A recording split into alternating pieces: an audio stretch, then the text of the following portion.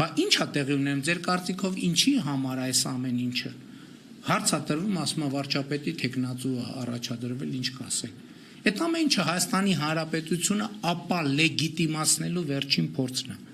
Հայաստանի Հանրապետությունը հայտարարագրելու, որպես չպետություն հայտարարագրելու վերջին փորձն է։ Եվ գիտեք ինչ, ես կարծում եմ, որ ես գիտեմ ինչ է զգում եւ ինչ է մտածում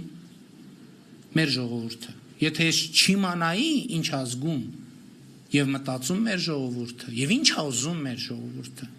ես չէի կարող a հայտնվել Հայաստանի Հանրապետության վարչապետի պաշտոնում եւ b այս ամեն ինչի միջով անցնելով շարունակել մնալ Հայաստանի Հանրապետության վարչապետի պաշտոնում։ Եվ թույլ տվեք վստահություն հայտնել, որ իմ նշած բոլոր ուժերը իրար հետ առաջիկա խորհրդանական ընտրություններում ստանալու են ջախջախիչ փոքրամասնություն։ Այս ընտրությունների արդյունքում տեսեք ինչա տեղի ունենալու։ Բոլոր նախկին իշխանությունները եւ բոլոր օլիգարխները վերջնականապես եւ անվերադարձ դուրս են շպրտվելու քաղաքական դաշտից։ 2026 թվից հետո դուք այլևս չեք տեսնելու քաղաքականությամբ զբաղվող օլիգարխ, չեք տեսնելու։ Եվ չեք տեսնելու քաղաքականությամբ զբաղվող,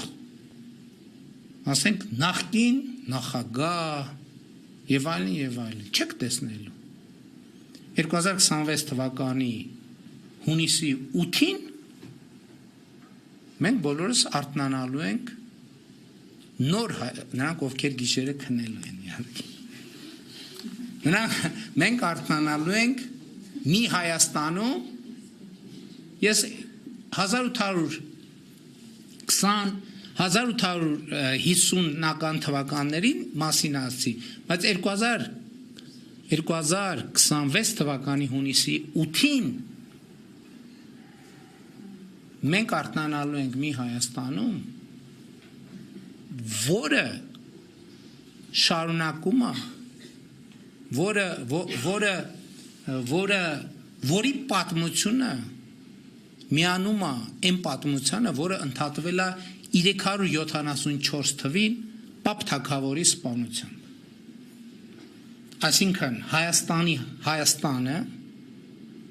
եւ հայ ժողովուրդը վերադառնալու է իր օրգանիկ պետականակենտրոն պատմությանը եւ այդպիսով ապահովելու է սեփական պետության հարատեվությունը։